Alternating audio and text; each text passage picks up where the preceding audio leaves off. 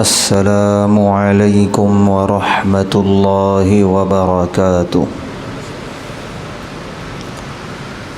الحمد للہ نحمده ونستعینه ونستغفره ونؤمن به ونتوکل علیہ ونعوذ باللہ من شرور انفسنا ومن سیئات اعمالنا من يهده اللہ فلا مضل له ومن يضلله فلا هادي له ونشهد أن لا إله إلا الله وحده لا شريك له ونشهد أن سيدنا ونبينا وحبيبنا ومولانا محمدا عبده ورسوله أما بعد، قال الله تبارك وتعالى في القرآن الكريم: أعوذ بالله من الشيطان الرجيم، بسم الله الرحمن الرحيم. والذين يدعون من دون الله لا يخلقون شيئا وهم يخلقون أموات غير أحياء وما يشعرون أيان يبعثون. صدق اللہ العظیم۔ ہر طرح کی تعریف اور حمد و ثنا اللہ بزرگ و برتر کے لائق ہے، جس کا کوئی شریک نہیں، جس کا کوئی ساجھی اور ہمسر نہیں، جو ہمیشہ سے ہے اور ہمیشہ رہے گا۔ بے شمار درود و سلام نازل ہوں اللہ کے آخری پیغمبر جناب محمد الرسول اللہ صلی اللہ علیہ وسلم پر اور آپ کے صحابہ اور اہل بیت پر۔ محترم حضرات، ماہ رجب المرجب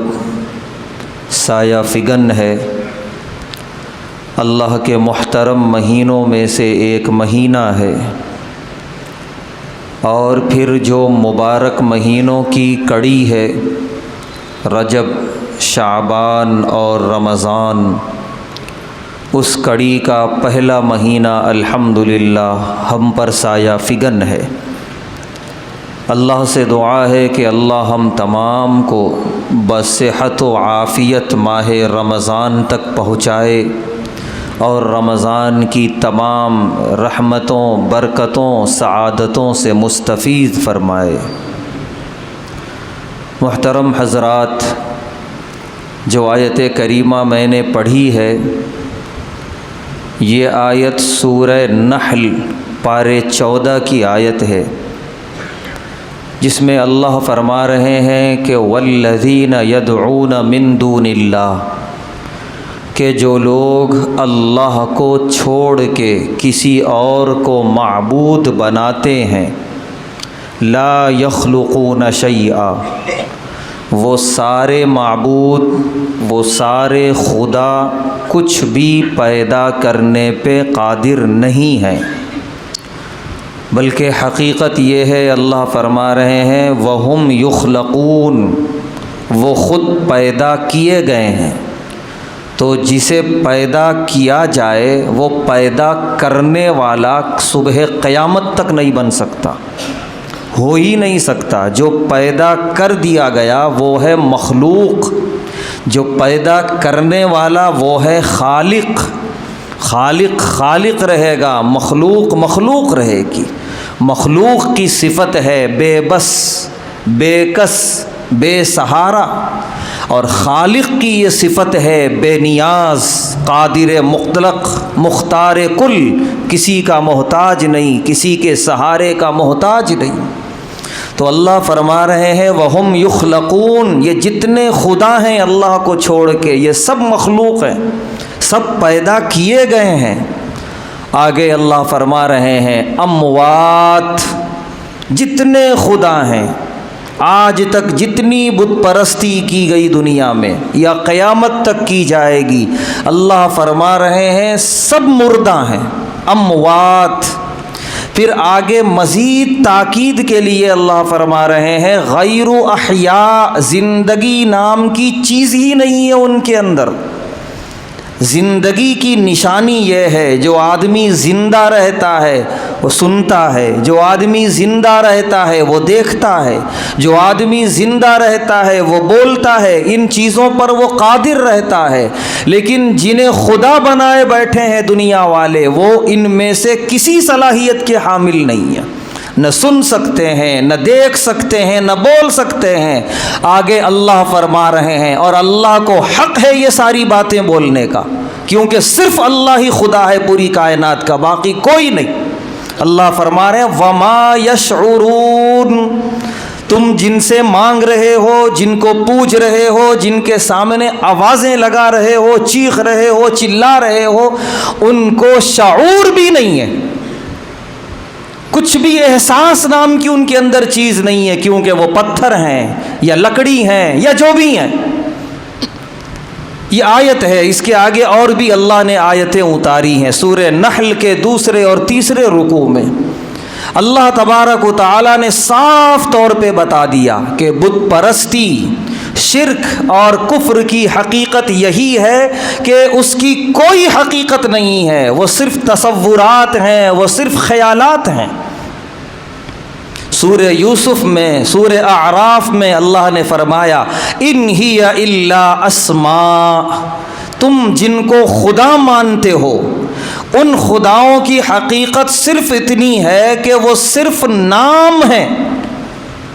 مشرکین، کافرین جن کو بھی خدا کہتے ہیں ان کا کوئی نام رکھتے ہیں، جو بھی نام ہو، ہزاروں خدا ہیں ان کے۔ اللہ فرما رہے ہیں تم نے جو یہ نام رکھے ہیں بس یہ نام ہے، اس سے آگے کچھ بھی نہیں ہے۔ حالانکہ انسان کا نام ہوتا ہے، کسی کا نام عبداللہ ہے تو عبداللہ نام کا کوئی انسان ہوگا، اسے بات کریں تو وہ جواب دے گا، اسے کچھ کہیں تو وہ سنے گا، اسے کچھ پریشانی ہو تو وہ بتائے گا، اسے کچھ کام دیا جائے تو وہ کر کے لائے گا، عبداللہ نام کا جو بھی انسان ہوگا۔ اللہ فرما رہے ہیں اتنے بھی نہیں ہیں وہ لوگ جن کو تم خدا مان رہے ہو، صرف نام ہے، نام کے آگے کچھ بھی نہیں ہے۔ تمہارے تصورات ہیں، تمہارے خیالات ہیں، تمہارے گمان ہیں کہ یہ بھی کر سکتا ہے، یہ بھی دے سکتا ہے، یہ بھی حرکت کر سکتا ہے، باقی ہے کچھ بھی نہیں۔ قرآن میں اللہ تعالیٰ نے ان باطل خداؤں کو اتنی دلائل کے ساتھ اللہ نے رد کیا ہے کہ ذرا سا بھی اگر آدمی کو عقل ہو، تمیز ہو، اچھے اور برے کی پہچاننے کی صلاحیت ہو تو وہ اسی وقت توبہ کرے گا بت پرستی سے، شرک سے اور کفر سے، اور سیدھے وہ اپنے رخ کو متوجہ کرے گا اللہ کی توحید کی طرف، اس کی الوہیت کی طرف۔ اس روئے زمین پر ہر دور میں اور ہر زمانے میں ایسی قومیں رہی ہیں جنہوں نے اللہ کے ساتھ شریک کیا ہے۔ مشرکین، کافرین ہر دور میں رہے ہیں، حضرت نوح علیہ السلام سے لے کر آج تک اور قیامت کے قریب تک رہیں گے۔ خاص طور سے وہ مقام جہاں اہل حق بھی ہوں اور مشرکین بھی ہوں، اور اتفاق سے وہاں مشرکین کی آبادی اکثریت میں ہو، انہیں ایک گنا غلبہ حاصل ہو، تو وہاں اقلیت کے لیے، اہل حق کے لیے ایک امتحان بن جاتا ہے ان کا کفر اور ان کا شرک۔ اس کے لیے اللہ تعالیٰ نے خاص طور سے اتنی آیتیں اتاری ہیں کہ کافروں کے کفر سے گھبرانا مت، مشرکوں کے شرک سے مرعوب نہیں ہونا، کیونکہ حقیقت یہ ہے کہ وہ کچھ بھی نہیں ہے، جو کچھ ہیں وہ صرف اللہ تبارک و تعالی ہے۔ چنانچہ سورہ بقرہ میں جو اللہ نے بڑے اہتمام سے بیان کیا اپنے ایک پیغمبر حضرت یعقوب علیہ السلام کا ذکر، کہ جب ان کی موت کا وقت قریب آیا تو انہوں نے اپنے بیٹوں کو بلایا اور بلا کر کہا کہ ما تعبدون من بعدی، اے میرے بیٹو بتاؤ میرے بعد کس کی عبادت کرو گے؟ تمام بیٹوں نے کہا نعبد الہک و الہ آبائک، ابراہیم و اسماعیل و اسحاق الہ واحدہ، اے ابا جان ہم اسی معبود کی عبادت کریں گے جو ہمارا معبود، آپ کا معبود، آپ کے جد امجد حضرت ابراہیم علیہ السلام کا معبود، اسماعیل علیہ السلام کا معبود، یعنی وہ ایک معبود اللہ تبارک و تعالی، اسی کی عبادت کریں گے۔ ایک نبی کو آخر کیا ضرورت پیش آئی کہ وقت آخر میں اپنی اولاد سے عہد لے رہے ہیں کہ بتاؤ میرے بعد کہیں شرک و کفر کی طرف تو نہیں چلے جاؤ گے؟ وجہ یہ تھی کہ یہ لوگ، یہ جو خاندان تھا یعقوب علیہ السلام اور یوسف علیہ السلام کا، یہ اصل رہنے والے تھے کنعان کے، یہ ہجرت کر کے آئے تھے سرزمین مصر، اور یہاں انہوں نے بڑی دعوت و تبلیغ کا کام کیا اور اچھے خاصے لوگ اسلام میں داخل ہوئے، لیکن اس کے باوجود مصر کی اکثریت مشرک تھی، بت پرست تھی، اہل حق تھوڑے تھے اور کفار کا غلبہ تھا، کہیں ایسا نہ ہو ان کی آنے والی نسلیں مرعوب ہو جائیں اور کفر و شرک کے دلدل میں پھنسنے لگے، تو جاتے ہوئے وہ اپنی اولاد سے عہد لے کے جا رہے تھے، جو اپنی اولاد سے نہیں تھا، اصل میں ان کی آنے والی پوری نسل در نسل سے یہ عہد تھا کہ ہمارے بعد ان کفر و شرک سے مرعوب نہ ہو جانا۔ چنانچہ حضرت یعقوب علیہ السلام کا جو خدشہ تھا وہ صحیح ثابت ہوا صدیاں گزرنے کے بعد، کہ ان کی جو نسل تھی جو بنی اسرائیل کہلائی، یہودی کہلائی، اسی مصر میں رہتے رہتے مصر کے جو اصل باشندے تھے قبطی، ان سے اتنے مرعوب ہوئے، اتنے متاثر ہوئے کہ سارے یہودی کفر و شرک میں مبتلا ہو گئے۔ موسیٰ علیہ السلام کے آنے تک سارے یہودی مشرک تھے اور کافر تھے۔ یہ ہوتا ہے جب اہل حق اہل کفار کے درمیان بالکل خلط ملط ہو کے رہتے ہیں، تو آنے والی نسلوں پہ کفار کی محنت رہتی ہے کہ ان سے ان کی توحید چھینی جائے، ان کے ایمان پر حملے کیے جائیں، تاکہ ان کی آنے والی نسلیں ہم میں ضم ہو جائیں اور ان کے آباء و اجداد کا جو دین تھا نعوذ باللہ وہ ختم ہو جائے۔ زیادہ ہمیں خواب خرگوش میں مبتلا ہونے کی ضرورت نہیں ہے۔ ہم جس دیار میں رہ رہے ہیں یہاں کفار کا غلبہ پوری طور پہ اس سازش میں لگا ہوا ہے، آنے والی مسلم نسلیں اپنے آباء و اجداد کے دین سے ہٹیں، نعوذ باللہ، ان کی توحید کمزور ہو، ان کا ایمان کمزور ہو، اس لیے وہ اپنی پوری سازش میں یکے بعد دیگرے آہستہ آہستہ پورے اترتے چلے جا رہے ہیں، اور ہم ابھی خواب خرگوش میں مبتلا ہیں، ابھی ہم غفلت کی نیند سو رہے ہیں۔ بہت زیادہ ضرورت ہے سنجیدگی سے نوشتے دیوار پڑھیں، وقت کے رخ کو دیکھیں ہم، اور اپنے آنے والی نسلوں کے ایمان کی، ان کے اسلام کی فکر کریں، ورنہ اسپین اور قسطنطنیہ کی تاریخ ہمارے سامنے موجود ہے کہ کیا تھے وہ لوگ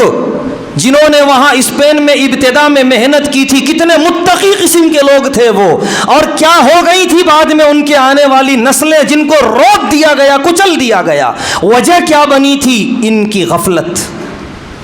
آج فرقہ پرستی مکمل طور پہ بیدار ہے،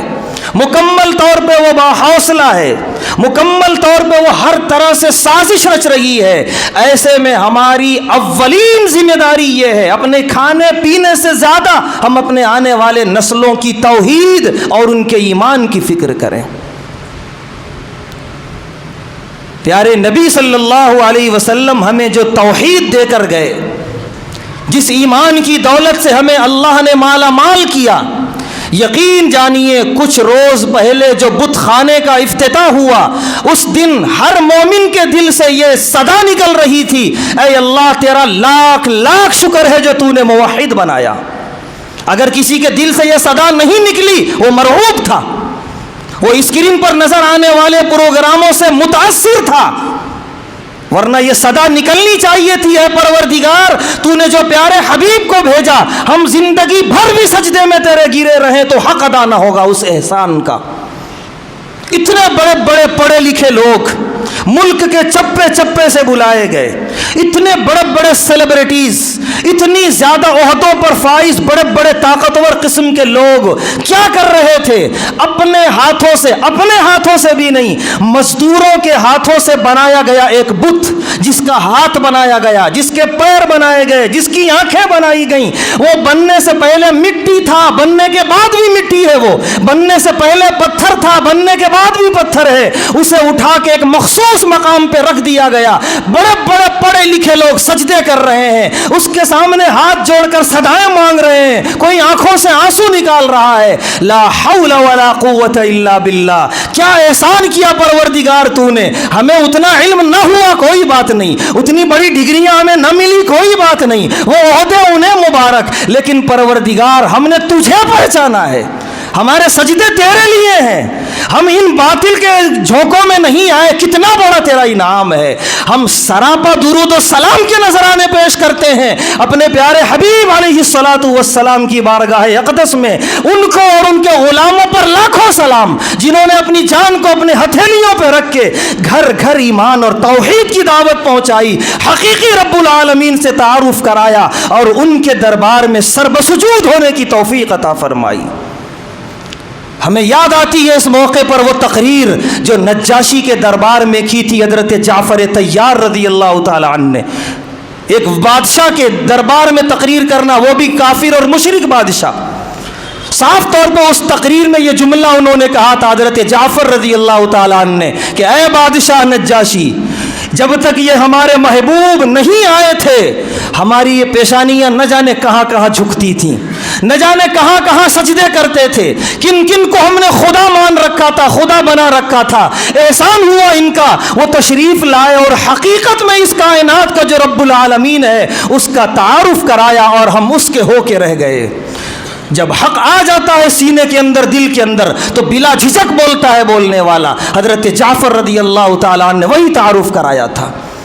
ایسے موقع پر ہمیں یاد آتی ہے وہ تقریر حضرت سعد بن معاذ رضی اللہ تعالیٰ عنہ کی، غزوہ احزاب کے درمیان جو انہوں نے یہ جملے کہے تھے پیارے حبیب صلی اللہ علیہ وسلم سے کہ اے پیارے حبیب صلی اللہ علیہ وسلم، اس غزوے میں ہم زخمی ہو رہے ہیں، ہمارے جسموں کا خون بہ رہا ہے، شہید بھی ہو رہے ہیں، آپ کو ہم پر ترس آ رہا ہے، آپ ترس نہ کھائیے، آپ صرف حکم دیجئے، ہم بھی شہید ہوں گے، ہمارے بچے گھروں میں ہیں وہ بھی شہید ہوں گے، ہماری مستورات گھروں میں ہیں وہ بھی شہید ہوں گی، ہم سب اپنے آپ کو قربان کر دیں گے آپ کے ایک اشارے پر، کیونکہ آپ کا وہ احسان ہے، آپ نہیں آئے تھے تو نہ ہمیں رب پتا تھا، نہ خدا معلوم تھا، نہ اللہ کا علم تھا،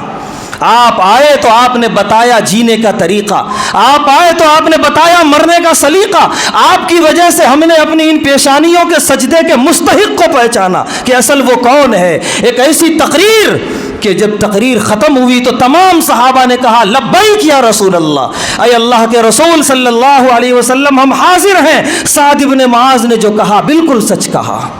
آج یہ ہم مسلمانان ہند کے دل سے یہ صدا نکل رہی ہے کہ اگر خدا نہ خواستہ نبی کی تعلیمات نہ پہنچی ہوتی، نبی کے غلام اتنی محنت نہ کیے ہوتے تو نہ جانے ہمارے آبا و اجداد کہاں اپنے سجدے کر رہے ہوتے، نہ جانے کیسے کیسے بتوں کے سامنے مرادیں مانگ رہے ہوتے، نہ جانے ہم کس دلدل اور کس گڑھے میں گرے ہوئے تھے کفر و شرک کے۔ لیکن یہ اللہ کا کرم ہے کہ اللہ تعالیٰ نے ہمیں الحمدللہ با ایمان بنایا، با توحید بنایا۔ اب آگے کی ذمہ داری ہم پر یہ بنتی ہے کہ سازش کرنے والے دشمنان اور فرقہ پرست مکمل طور پہ گھیرا کس رہے ہیں، تنگ کر رہے ہیں دائرہ کہ یہ لوگ ہمارے محتاج ہو کے رہیں، ان کے بچے ہماری تعلیم گاہوں میں آئیں تو ہم انہیں وہ پڑھائیں جو ہم چاہیں، وہ نصابوں میں تبدیلی کر رہے ہیں، وہ اپنے ان خداؤں کے افسانے پڑھا رہے ہیں جن خدا کا کوئی تصور ہے ہی نہیں اس روئے زمین پر۔ اس لیے ذمہ داری یہ ہے ہم مسلمانوں کی، بغیر مرعوب ہوئے، بغیر متاثر ہوئے، ذمہ دارانہ طور پہ اس بات کی متحدہ کوشش کریں ہم مسلمانان ہند اپنے پیر پہ یہاں سے خود کھڑے ہوں گے۔ حکومت کی نوازشات کی کوئی ضرورت نہیں ہے، وہ دینے سے زیادہ چھیننے کے لیے بیٹھے ہیں وہ لوگ، لہذا سب سے پہلے ہماری اپنی تعلیم گاہیں ہوں۔ ہم 20% کم سے کم ہیں اس ملک میں، لیکن ایک قوم عیسائی نام کی بھی اس ملک میں ہے جو 5% بھی نہیں ہے، بتانے والے بتاتے ہیں 1 یا 2% ہے، لیکن ملک کے گاؤں دیہات میں انہوں نے اسکول کھولے ہیں، کالج کھولے ہیں، تعلیم گاہیں کھولی ہیں، چپے پر ان کے بڑے بڑے دواخانے ہیں۔ یہ ایک طریقے سے وہ سماج میں اور معاش میں انہوں نے اپنا اثر پیدا کیا، اپنی چھاپ چھوڑی ہے، اور ہم 20% ہو کے بھی 1 حصے بھی نہیں ہیں ہم ان کے مقابلے میں۔ ضرورت اس بات کی اپنے آنے والی نسلوں کی ایمان کی فکر کرنا ہے، توحید کی فکر کرنا ہے، تعلیم گاہیں کھولی جائیں، اور یہ اس وقت ہوگا جب ہم اپنے پیسوں کو فضول خرچی اور اسراف سے بچائیں۔ اللہ معاف کرے، یہ کروڑہا روپیے جو ہم چند گھنٹوں کے لیے شادی خانوں میں خرچ کر رہے ہیں، چند لذیذ لقمے کھانے کے لیے جو کروڑہا روپیے بہا رہے ہیں، اس پر روک لگانی ہوگی، کیونکہ جو قوموں نے اپنی چھاپ چھوڑی ہے اس ملک کے اندر، انہوں نے ایسی عیاشیوں سے اپنے آپ کو دور رکھا، تب جا کے انہوں نے یہ اپنا ایک مقام بنایا۔ لہذا ہمیں یہ چیزیں چھوڑنی ہوں گی، متحدہ طور پہ اپنے آنے والی نسل کے لیے سوچنا ہوگا، اپنے آنے والی تمام ذریت کے لیے سوچنا ہوگا، تاکہ آنے والی نسلیں ہمیں دعا دے کر جائیں کہ ہمارے آباء و اجداد نے ہمارے لیے اتنا کیا، ہمارے آباء و اجداد نے ملک آزاد کر کے ہمیں دے دیا، یہ کوئی معمولی قربانی نہیں تھی، کم سے کم ہم اتنا تو کر کے جائیں اپنی نسلوں کے لیے کہ وہ کسی کے محتاج نہ رہیں، کسی کے سہارے پر نہ رہیں، کسی کے پڑھانے پر وہ پڑھے وہ ایسی نہ رہیں، خود وہ پڑھنے والی قوم ہو، پڑھانے والا بھی ہمارا ہو، پڑھنے والے بھی ہمارے ہوں، بڑے سے بڑے اسکول ہوں، تعلیم گاہیں ہوں، کالج ہوں، اور بڑے سے بڑے دواخانے ہوں، خاص طور سے مسلم سماج کی خدمت کے لیے اس کی بہت اور شدید ترین ضرورت ہے۔ ہمارے بچے وکلا بنے، وکیل بنے پڑھ لکھ کر، جو اسلامی عدالتوں کی طرح اپنے جو ہے مقدمات رکھیں، اسلامی مقدمات جو ہیں جس میں قرآن و حدیث کی ترجمانی کی گئی ہو، اس طریقے سے وہ ترجمانی کریں۔ آج حال یہ ہے کہ کسی اللہ کے گھر کا کوئی مقدمہ ہوتا ہے، اس مقدمہ کا لڑنے والا وکیل غیر مسلم، سننے والا جج غیر مسلم، اس کے گواہ غیر مسلم، اس مسجد کی سروے کرنے والی کمیٹیاں غیر مسلم، یہ سب غیر اللہ کے سامنے سجدے کرنے والے، تو ہم کیسے امید لگا کے بیٹھے ہیں کہ قرآن و حدیث کی ترجمانی ہوگی عدالتوں کے اندر، مسجدوں کے حق میں فیصلے آئیں گے؟ یہ نہیں ہو سکتا۔ لہذا ضرورت اس بات کی ہے، ہمیں وقت کے تیور کو پہچاننا ہوگا، اپنے آنے والی نسلوں کے لیے فکر کرنی ہوگی، اپنے اختلافات کو ختم کر کے کندھے سے کندھا ملا کر آنے والے وقت کے لیے تیار رہنا ہوگا، بیدار رہنا ہوگا، اور ہمیں خود اپنے پیروں پہ مضبوطی سے کھڑا ہونا ہوگا، تعلیم کے میدان میں، طب کے میدان میں، معاشیات کے میدان میں۔ اور ابھی اللہ نے ہمارے پاس وقت رکھا ہے، ابھی اللہ کی طرف سے ہمارے پاس مہلت ہے کہ ہم اس چیز کو پہچانیں اور پہچان کر اپنی ذمہ داری کو ادا کرنے کی کوشش کریں۔ اللہ تبارک و تعالی سے دعا ہے، اللہ تبارک و تعالی مسلمانان ہند کے تمام تر شعبوں میں بیداری پیدا کرنے کی توفیق عطا فرمائے، اور تمام تر سازش کرنے والوں کی سازشوں کو ناکام فرمائے۔ وآخر دعوانا الحمدللہ۔